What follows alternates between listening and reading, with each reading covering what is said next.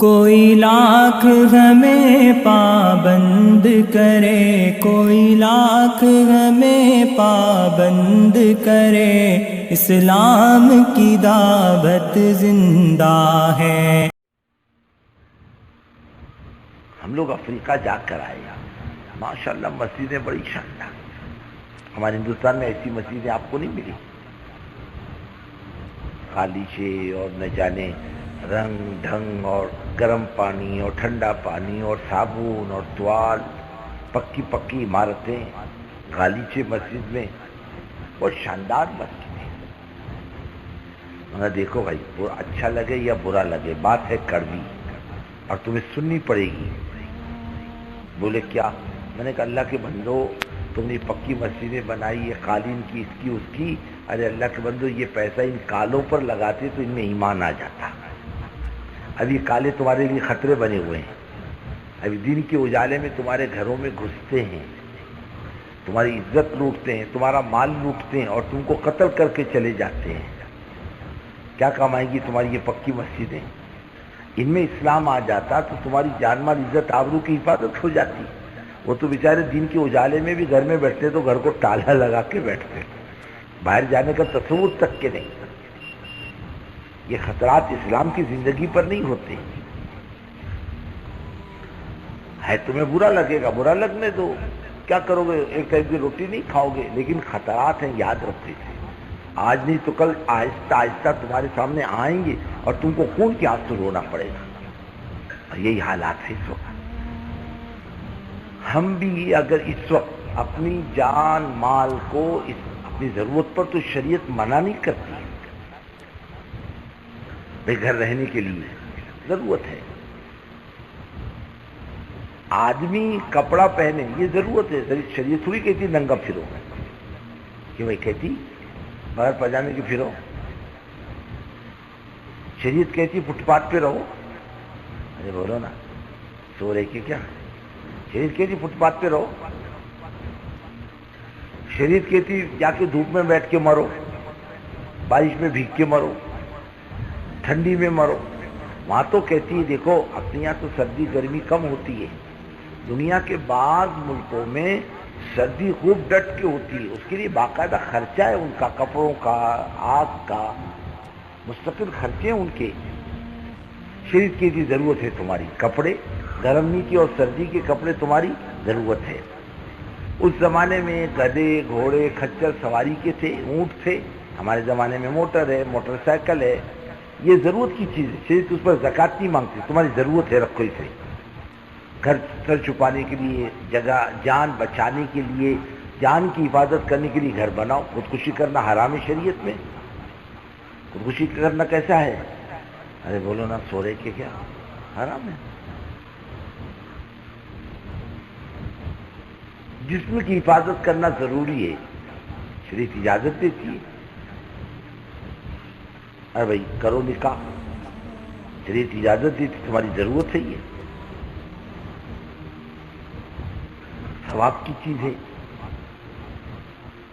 پرائی بہو بیٹی کو دیکھے گا، گناہ ہے، گھر میں اپنی بیوی کے پاس بیٹھ کے اس کی چھیڑخانی کرے گا، مذاق کرے گا، ثواب ہے نہیں؟ اور پرائی بہو بیٹی کو چھیڑ کے دیکھے، دال آٹے کا بھاؤ کا پتہ چلے گا نہیں چلے گا؟ ہاں، شریعت اجازت دیتی ہے، یہ ضرورت ہے انسان کی، منع نہیں کرتی، لیکن کہا کہ دیکھو تعیش اچھی چیز نہیں۔ فرمایا میری امت جب وہن پر آئے گی، بزدل ہو جائے گی۔ حضور وہن کیا؟ حب العیش و کراہیت الموت، موت کو برا سمجھے گی اور زندگی سے محبت کرے گی۔ کیا کرے گی؟ جو تمنا ہے نا ذہن کے اندر لمبی چوڑی، یہ کرنا یہ کرنا یہ کرنا، مکان ایسا بنانا، بیٹا بیٹی کی شادی کرنا، پھر یوں کرنا، او لمبے چوڑے فلان، اور پورا بھی نہیں ہوتا، بعض مرتبہ ختم بھی ہو جاتا۔ یہ تمنا ہے، یہ تمنا ہے نہیں۔ اللہ کا دین دنیا میں زندہ ہو، لوگ ایمان پر آئے، لوگ اعمال پر آئے، لوگ دعوت پر آئے، لوگ زندگی بنانے پر آئے، لوگ آخرت بنانے پر آئے، حضرت محمد صلی اللہ علیہ وسلم کا لایا ہوا طریقہ سرسبز و شاداب ہو، اور دین دنیا میں سرسبز و شاداب ہو. اللہ اس امت کو ذلتوں سے نکال کر عزتوں کے مقام پر پہنچا دے اور پوری انسانیت کے لیے خدا ہدایت کے دروازے کھول دے. یہ انسانیت کو اللہ جہنم سے نکال کر جنت کے راستے پر ڈال دے. یہ نہیں ہماری تمنا ہے، الٹی تمنا ہے ہماری. کیسی تمنا؟ الٹی تمنا.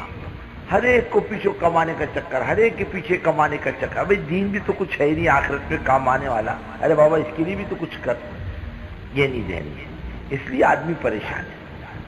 دنیا آدمی ضرورت کے اعتبار سے کرے جو کسی کی محتاجی نہ ہو، اور دنیا مقصد کے درجے میں کرے. میری زندگی کا مقصد اللہ کا دین کا کام ہے، اسی پر جینا، اسی پر مرنا. ان صلاتی و نسکی و محیای و مماتی للہ رب العالمین. میرے سارے اعمال، مرنا، جینا، نماز، میرے سارے اعمال صرف اللہ کی ذات کے لیے. موت و زندگی اس کے قبضے میں ہے، اسی کے لیے جینا، اسی کے لیے مرنا. یہ داعیہ بن جائے ہمارے اندر کا. اور دیکھو چراغ سے چراغ جلتا ہے.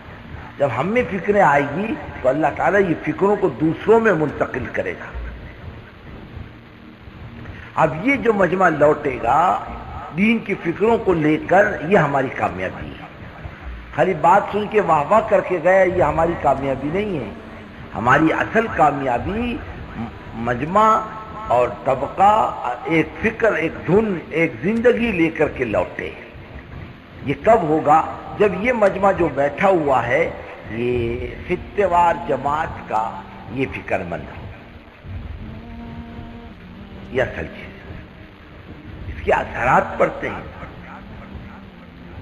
یہ کام کرنے والا چست، علاقہ چست، اور یہ مردار، علاقہ مردار.